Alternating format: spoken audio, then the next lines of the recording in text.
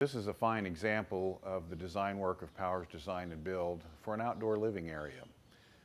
In approaching a project like this, we want to determine how the client anticipates using this facility, as well as proximity to the home, how the traffic patterns will flow through it, and also incorporate all the elements such as outdoor kitchen, fireplace, sitting area, bar, as well as we can within the space allowed. This was a small backyard, and this outdoor living area is really packed for action, but done very well with good spacing.